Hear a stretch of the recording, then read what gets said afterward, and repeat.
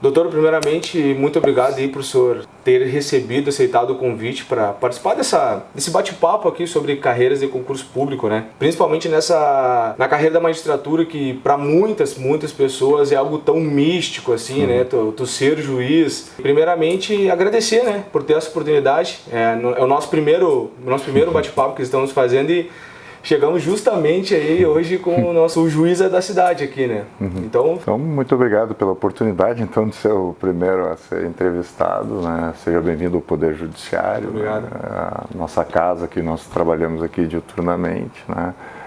Seja bem-vindo à cidade, à comunidade, enfim, que está lhe abraçando nessas reportagens, né? E dizer que nós estamos à disposição para qualquer necessidade, para qualquer situação que porventura seja necessária para a gente ajudar, inclusive ajudar os colegas dos concursos. Os futuros colegas, né?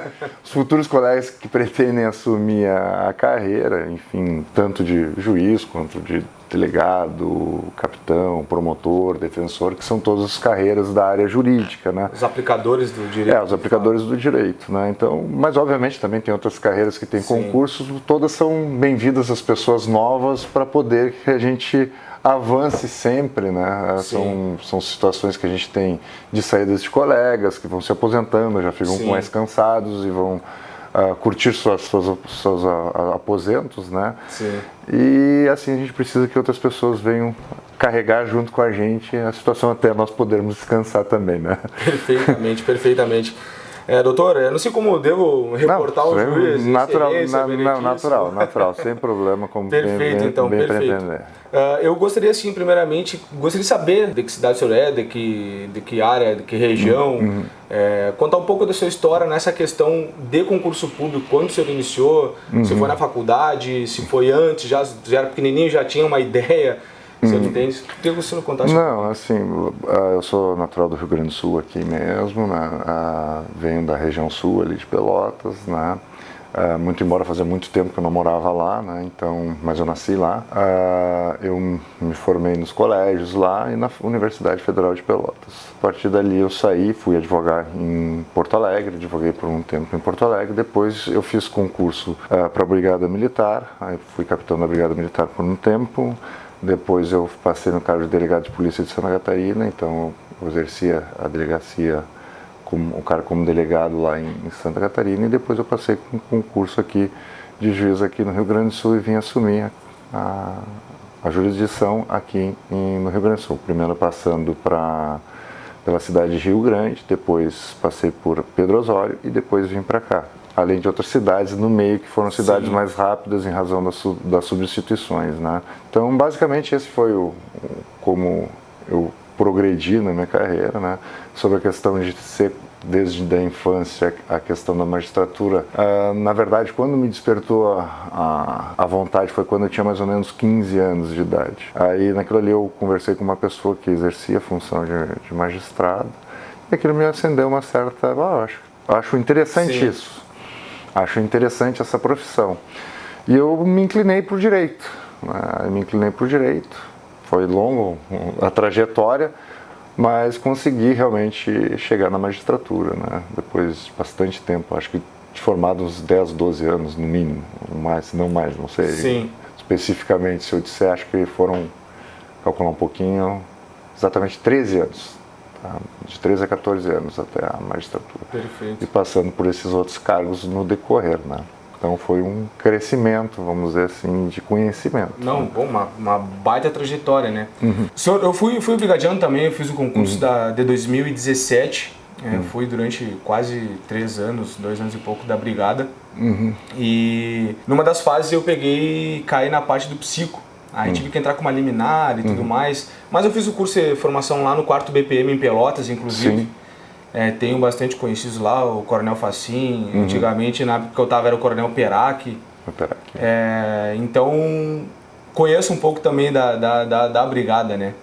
Outra coisa que eu queria perguntar para o senhor, quando o senhor começou a estudar para capitão, Estava na faculdade já, ou você se formou depois? Eu me formei, aí advoguei um tempo. Aí nesse tempo que eu estava advogando, eu já tinha a vontade de passar para a magistratura, eu fiz o concurso da magistratura, né? Então, nesse decorrer, o que ia aparecendo ia fazendo. Então, os cargos de delegado aparecia concurso, o de capitão apareceu também o concurso. Então, e aí eu passei no de capitão. Naquele primeiro momento, eu passei em diversas fases na magistratura, no de delegado e no de capitão, mas o que eu fui chamado foi o de capitão.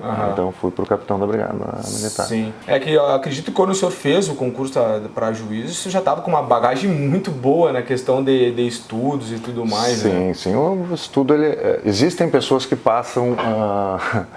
que passam numa primeira leva, vamos botar assim. Não há de negar que existe, isso existe. Mas 98% das pessoas, 99% das pessoas é com acúmulo de bagagem. Sim. Então, acúmulo de conhecimento, acúmulo de estudo. Não existe, o que eu sempre digo para um cara que vocês são voltados para concurso, não existe aquele cara que chega ali e diz, não, passei sem estudar. Não, ninguém passa por osmose, ninguém bota o livro no travesseiro e o conhecimento adentra. Ele passou porque ele estudou. Alguns estudaram muito, outros têm uma condição de ter uma facilidade maior, estudaram, não tanto, mas estudaram. Sim, não existe quem não estuda. Todo mundo passa por esse processo, né? Não, tem que estudar, porque ainda mais numa fase hoje que nós temos que os concursos são cada vez exigem mais, entendeu? Então cada vez um conhecimento da entrelinha, né? Então há que ter o estudo, e mesmo uma pessoa extremamente inteligente, se ela não fizer o estudo, ela não consegue passar. O senhor, quando começou a estudar para esses cargos aí, o senhor advogava, né? E o senhor já tinha família? Porque às vezes muita gente... é compreensível a demanda deles dizerem, eu trabalho, então para mim é mais difícil estudar. Então, o senhor também trabalhava durante a época? Todos os concursos que eu passei, eu já tinha trabalho. Pois é. Então, teve um ano, numa época que eu não me recordo por que motivo, enfim, eu não tinha trabalho e dediquei exclusivamente esse um ano para estudos. Eu não tinha como trabalhar, não estava empregado.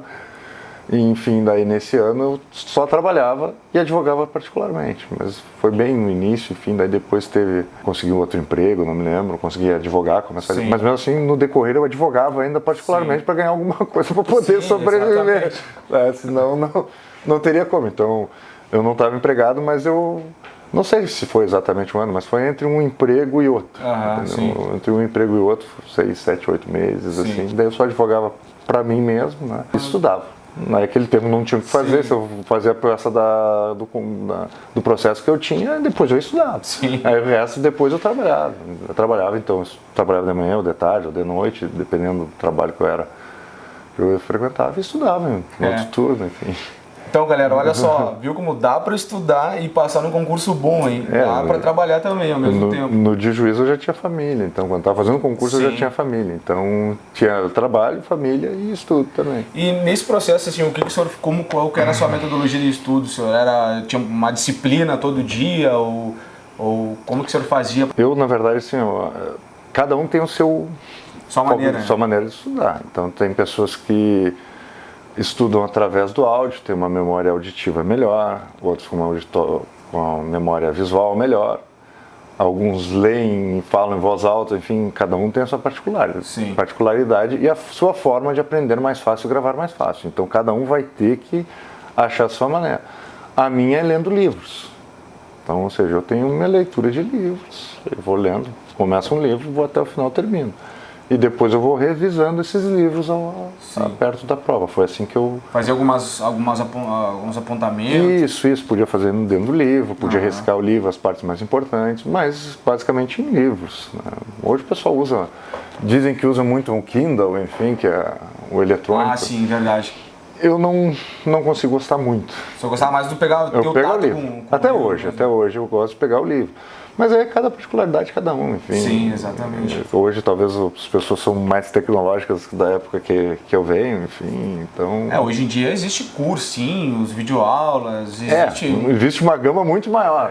Eu não, na verdade, da minha geração, uma geração não tão longe ainda, mas De formatura eu tenho uns 15, 16 anos, mais ou menos isso. De formatura, nós só tivemos aula basicamente presenciais. Então hoje mudou muito. Então hoje mudou muito a gama de estudo, a forma de estudo, videoaula, a pessoa está gravando aqui, já está transferindo direto online. Sim, isso na nossa época era raro de acontecer. E quando tinha era um canal específico, tipo alguns cursos que tinham e ainda devem ter. O curso tinha uma linha dedicada num satélite, transmitia para o Brasil inteiro, então a videoaula fazia num lugar, mas transmitia, mas não era nada pela internet. Sim. Hoje seria muito mais fácil, seria lá na internet, liga aqui, abre aqui, tá, tchau. Dois toques e tá... Tá pronto, e transfere num telão. Então, mas a situação assim era mais complicada. Enfim, a tecnologia avançou, então tem que se usar a tecnologia ao bem. O senhor se considera uma pessoa que tem uma facilidade de aprendizado ou teve que suar a camisa para poder... Na verdade, assim, até ter um pouco de facilidade eu acredito que eu tenho, entendeu? Mas ao mesmo tempo a dedicação foi muito grande. Não sou uma pessoa altamente inteligente, fora da média, fora da curva. Não, não. Na verdade, 98% das pessoas, 99%, não são fora da curva, só são pessoas dedicadas. Esforçadas, né? Esforçadas, dedicadas, tem que ralar muito, enfim, estudar, deixar de dormir de noite, deixar de fazer festa. Não é não fazer festa, né? Não vou fazer. Não, mas tira um dia na semana. Tem as prioridades, né? Entendeu? Estuda 5, 6 dias, um dia descansa também. Se só for estudar, trabalhar só estudar, vai chegar uma terceira, quarta semana, tu não vai render mais. Então tu tem que ter um momento também de lazer para poder espairecer e poder se preparar para outro dia estar mais... Tem um equilíbrio, né? Um equilíbrio nessa preparação. Isso, exato. Hoje em dia, o pessoal, a maioria das pessoas, elas não compreendem isso, de ter que abdicar de alguma coisa para poder conquistar um objetivo maior, você sabe? Então, a gente fica imaginando, né? Imagina o senhor nesse caso. Passou para o concurso de capitão, que já é um concurso muito cobiçado pelas pessoas. Delegado, então, nem se fala, né? E agora para a magistratura aí sim, para fechar, né? Com chave de ouro a trajetória aí. E como que é ser juiz, assim? O que o senhor imagina, assim, eu tendo a responsabilidade que eu tenho de decidir, tomar decisões, isso no início foi muito complicado o senhor conseguir, como é que eu posso dizer, mas... do senhor conseguir entender a função que o senhor estava entrando?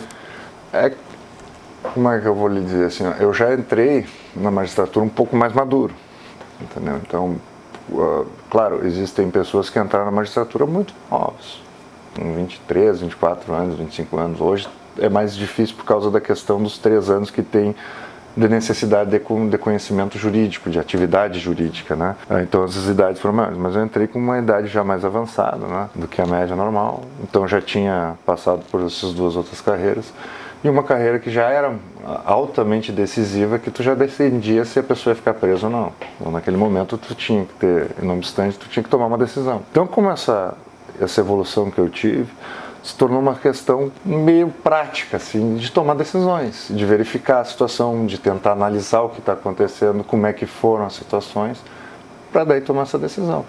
Então, para mim, é um ato natural decidir. Sim, da experiência que já teve. Isso, exatamente. Então, se transforma uma coisa, para mim, meio que natural. Não tenho tanta, vamos dizer assim, dúvidas, enfim. Claro, óbvio, não tem algum processo ou outro que a gente para. Não, vamos pensar mais que esse aqui eu não sei o que eu vou fazer. Sim. E aí a gente espera meio mês, amadurecer a ideia, um mês, ter aquela ideia amadurecer, e quando vem um estalo do que fazer. Sim. Tentando fazer a coisa mais certa possível. Óbvio que nesse meio pode acontecer da gente ter algum erro, né? As pessoas, mas erros acontecem? Acontece. Sim. Porque nem sempre que aparece aqui é o que de fato aconteceu lá. A gente tenta descobrir o mais certo e tenta fazer o mais certo e tenta ver o mais certo. Sim. Como é que foi acontecer? A lógica é acontecer isso. Então eu vou pela lógica. Pode acontecer que não tenha acontecido a lógica lá. Sim, exatamente. Entendeu? 90% das situações, 95% das situações acontece dessa forma aqui. Não, mas essa aqui saiu de forma diferente, tu julgou com a forma lógica. Bom, mas eu não tenho como descobrir que a coisa fugiu da lógica. Imagina. Então eu tenho que acertar 90%, 95% daquilo ali. Alguém tem que mostrar do processo que aquilo ali não aconteceu que nem a lógica. Cabe a parte, né? Exatamente.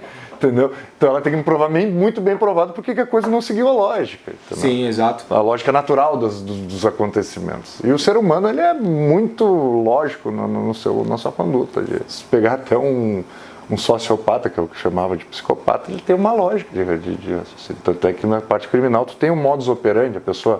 isso aqui modus operandi é do cara, ele faz sempre aquilo ali, assim, sequencializado. Sim. Então você já tem um padrão ali que já, tem um padrão. Na parte criminal, fala o modus operandi, o cara seguiu o mesmo padrão. Então já sabe, é a mesma pessoa, porque é uma assinatura. Sim, exatamente. É uma assinatura. Entendeu? E a pessoa, o ser humano, mesmo quando não é atividade criminal, ela tem uma lógica de agir, uma lógica na família, uma lógica no seu relacionamento amoroso, uma lógica, enfim, tudo é uma lógica. Tem exceções? Tem. Mas nós temos que trabalhar com a lógica porque 90% das coisas vão seguir a lógica. E a gente torce para as pessoas que estejam advogando e trabalhando naquelas situações que não está exatamente como a lógica demonstra a diferença. Sim. É que nem como eu falei no início do nosso bate-papo aqui, quando você fala assim, fazer um concurso para juiz, né? Provavelmente, se chegar às vezes lá dentro de uma comunidade, algum bairro carente, e uma criança, né, como o senhor tinha, com 15 anos, e fala assim, quero ser juiz. A chance dessas pessoas já serem cortadas pela raiz é imensa, porque o senhor é magistrado, né? Mas para as pessoas de fora, às vezes, ser juiz, ou para quem não é da área do direito, é algo inalcançável, o senhor entende? Sim. Parece que é um negócio assim que não vai, não dá, não é para ti, é impossível, né? E eu acho que não seria mais ou menos nesse viés, né? Não, na verdade nada é impossível, só basta a pessoa primeiro querer se dedicar de uma forma grande e fazer as condições para isso. Entendeu? Nós temos diversos magistrados, claro, uma grande maioria saiu de lares com situações boas, entendeu? Situações de uma formação familiar boa, de uma condição econômica, financeira.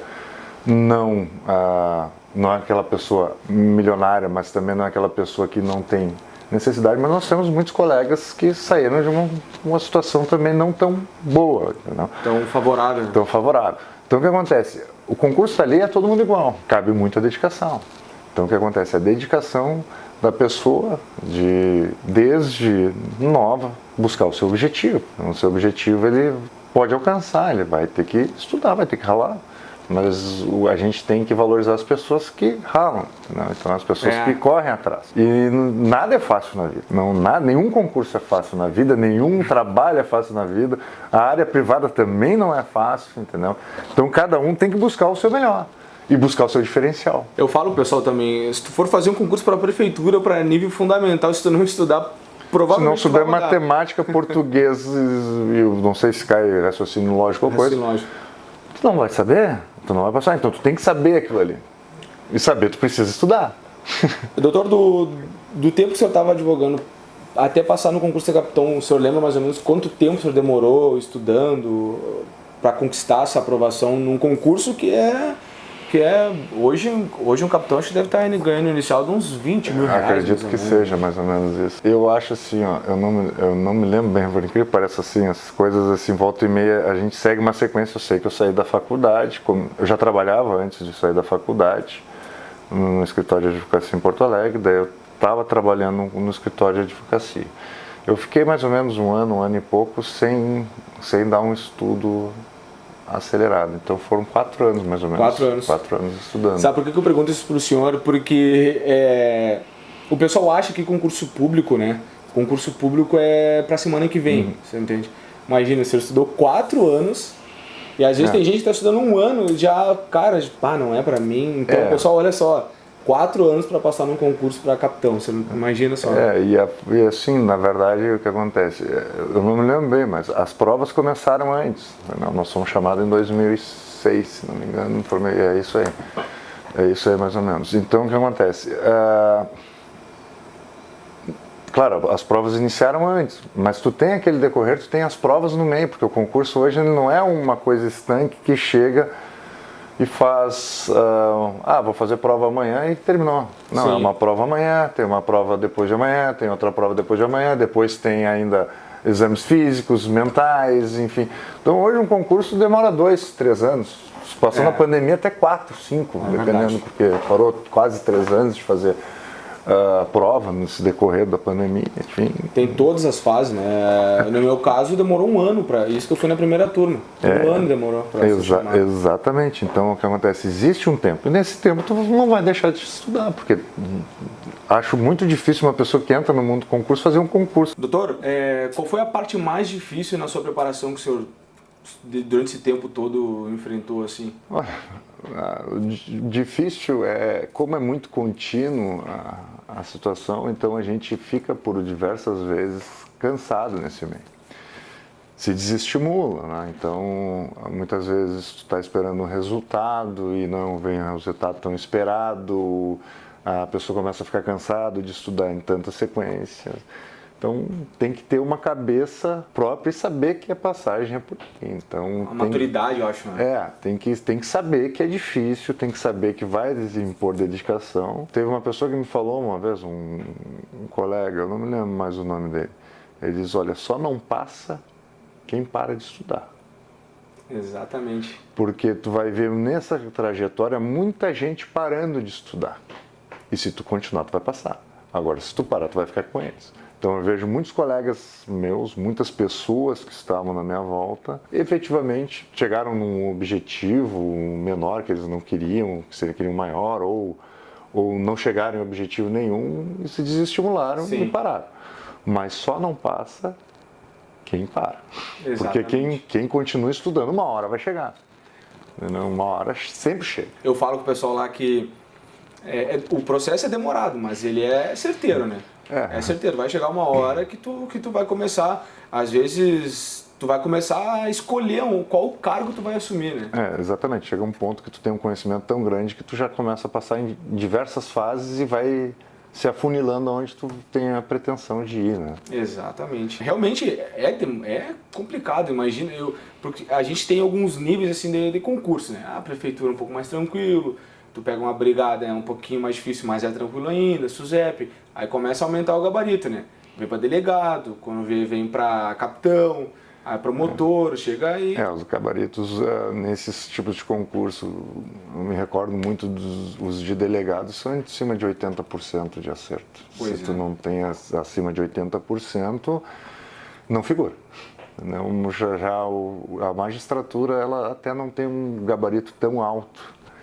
Não é muita gente que concorre, né? Não, ela tem uma média de 75% para passar, 72%, mas só que a grande dificuldade é o nível de questionamento, né? E a amplitude de matéria. O de delegado tem menos matéria para estudar, entendeu? Porque é mais focado no direito penal, no processo penal, enfim, na área de criminologia, criminalística, essas partes todas. Claro, tem alguma coisa de civil, processo civil, mas a magistratura ela tem uma ampla carga de estudo em todas as áreas, praticamente.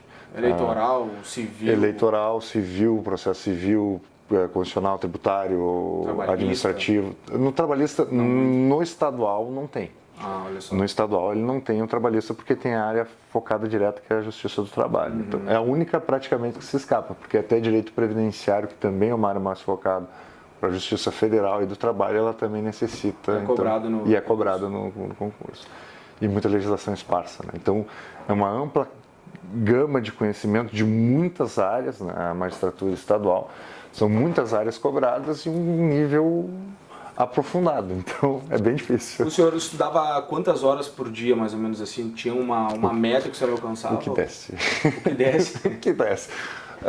Porque como eu trabalhava e tirando a fase da advocacia, que o meu trabalho era um trabalho focado em horário, empregado, o trabalhador trabalhava das 9 ao meio-dia, da 1 até as 5, até as 6, e podia...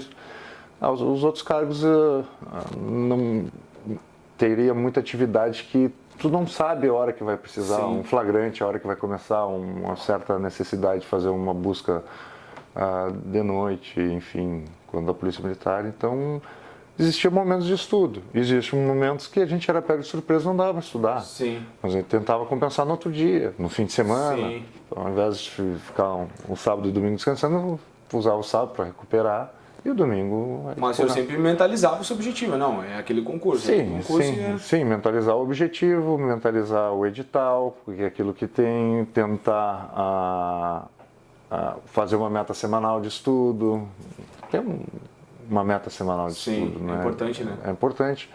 Claro que não pode ser uma meta irrealista, mas também não pode ser uma meta aquém daquilo ali. Então, sei lá, 30, 40, 50 páginas por dia, 100 páginas por dia, dependendo da pessoa. Sim. Dependendo do horário da pessoa. Vou fazer isso, vou fazer 50 páginas por dia, 100 páginas por dia de um livro. Então, mais ou menos isso. Que eu falo para eles assim, que o difícil é o início, né? Até o estudo virar um hábito. Depois que o estudo vira um hábito, realmente é muito mais fácil. Fica mais tranquilo. Às vezes, quando eu estava estudando, eu fiz alguns concursos, passei além da brigada também. Quando virou um hábito, quando eu não estudava, eu me sentia parece que meio culpado, sabe? Assim, eu estava fazendo alguma coisa errada. Basicamente é isso mesmo. Então, imagina só. Doutor, essa questão assim, ó, dessa trajetória do senhor, qual foi um caso mais inusitado, esquisito, que o senhor já pegou assim, não sei se o senhor pode falar também, né? Não, assim, não vou expor pessoas, claro, né, nem situação, mas tem algumas situações que acontecem, acontecem algumas mais rotinas, outras menos.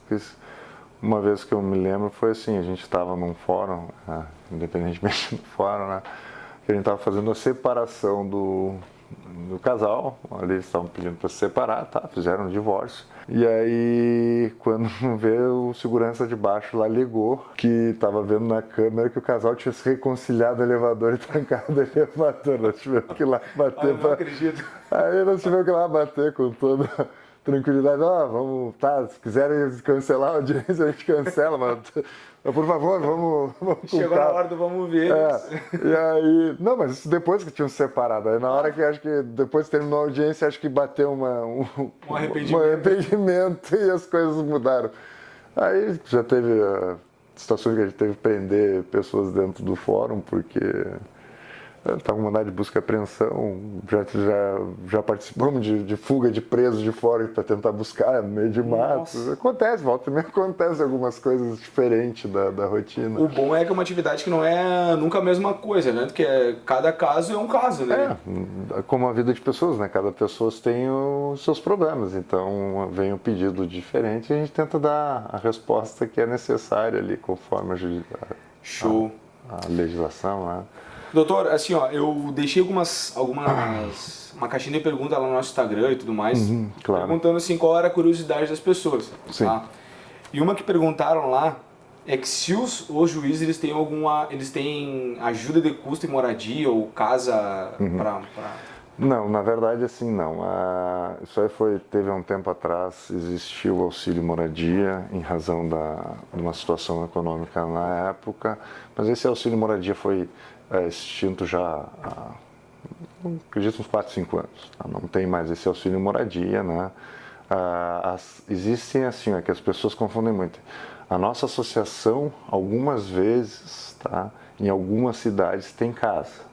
Então a associação tem casas e aí o que acontece? A pessoa que é associada, o juiz que é associado, ele consegue fazer uma alocação dessas casas, mas essas casas não são públicas, elas são privadas da associação e a associação faz ela, mas não tem, governamentalmente, hoje não tem nenhum auxílio para a questão de moradia. Nada. A outra que mandaram aqui é que, como tem também para os deputados e que tem auxílio disso, auxílio daquilo, acho que o pessoal também acha que para juiz deve ter também, né? Na verdade, eu nem sei se para eles tem. Mas perguntaram se é verdade que o juiz tem vale terno. Eu vi que o senhor não está nem de terno. Não estou de terno. Então já estaria fora se eu tivesse um vale terno. Não tem vale terno, tá?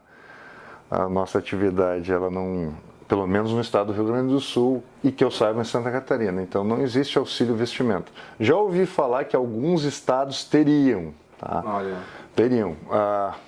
Mas eu não sei se é verdade ou não. O que eu posso lhe dizer é que no Rio Grande do Sul não existe vale terno, tá? Não existe alguma outra ajuda de custo, tá? O que existe algumas vezes, tá? Isso a gente pode dizer quando a pessoa ultrapassa uma quantidade de processos, tá? Ele recebe um valor a mais por ter um acúmulo muito grande de processos. Tá? Então, uma bonificação? É uma bonificação para... Por quê? Porque se pega uma pessoa que tem uma quantidade mínima de processos, ganha a mesma coisa. E outro está com muito mais processos e acaba não ganhando nada por isso. Então, para ter um estímulo para os juízes migrarem para lugares que efetivamente precisam de demanda de trabalho, porque como todo mundo ganha a mesma coisa, o que acontecia? Não, eu vou para o lugar onde tem menos processo, onde eu vou trabalhar menos. Sim. E não incentiva, e onde está o que trabalha, o lugar que tem muito, está todo mundo indo embora. Pilhas dele. E isso foi criado uma situação para aumentar o salário de quem tem mais processos, justamente para as pessoas ficarem onde tem mais processos e dar mais demanda, dar mais resposta para a população. Isso existe. O mais justo também, né? Imagina. Exato. Um juiz está lá trabalhando e um monte, o outro está mais... O outro está com... Um está com 5 mil processos, o outro está com 300. E aquele ganhando a mesma coisa. Realmente não tem lógica. Então, existe um acúmulo de acervo que, se passar de uma certa valor de processo, eles vão fornecer um valor a mais.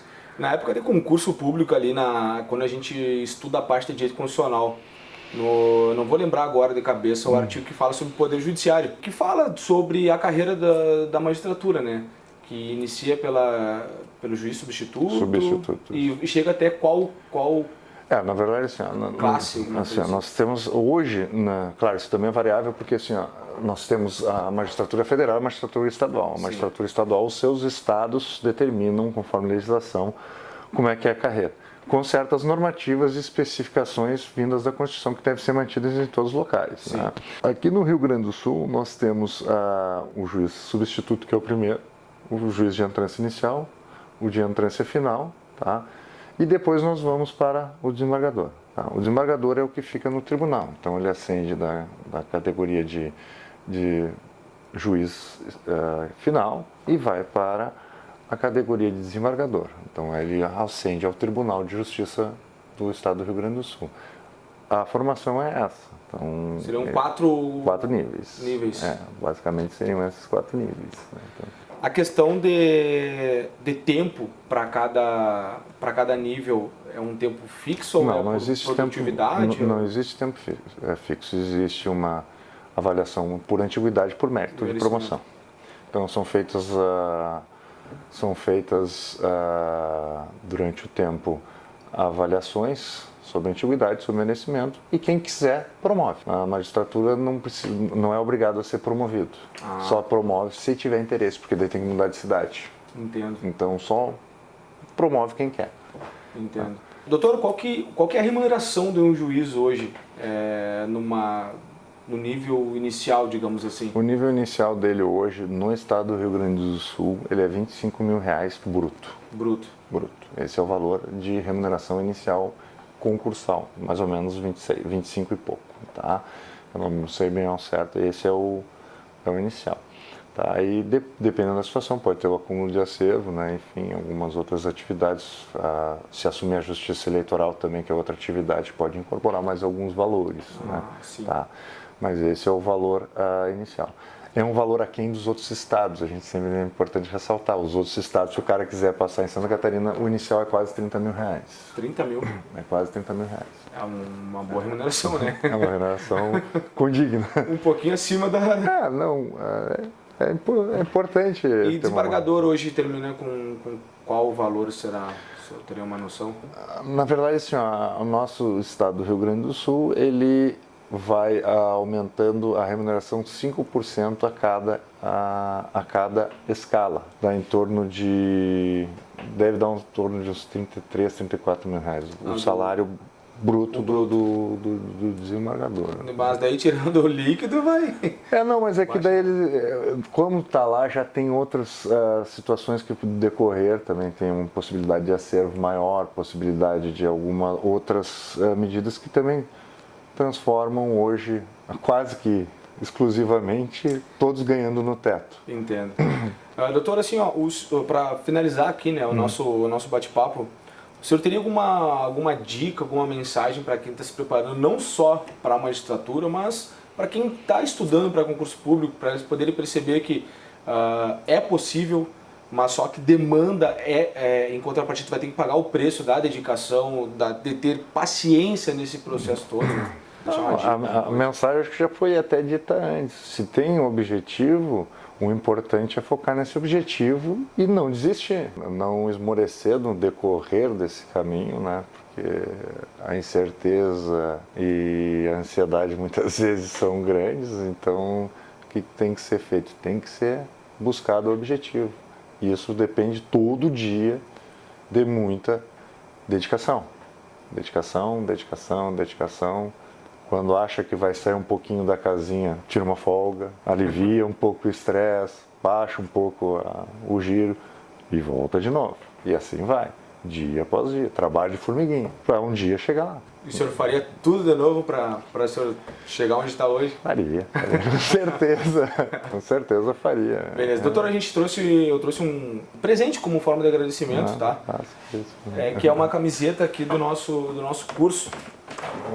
Doutor, assim, muito obrigado pela atenção que o senhor teve aí hoje, pela disponibilidade. Sim. Eu acho que é bastante válido para quem vai assistir, né? Uhum. Porque às vezes as pessoas elas enxergam um concurso público como, vou lá ver o que vai dar, né? Então realmente não é por esse caminho. Como a gente conversou aqui, o senhor disse, requer bastante dedicação.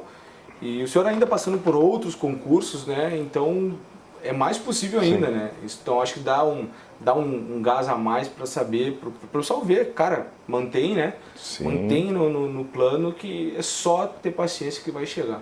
Tem que ter paciência e tem que ter persistência e tem que tocar, mas é assim que vai. Perfeito. Muito obrigado, Capaz, obrigado pela visita. Precisando, estou numa disposição. Valeu, galera. Obrigadão. Tchau, tchau.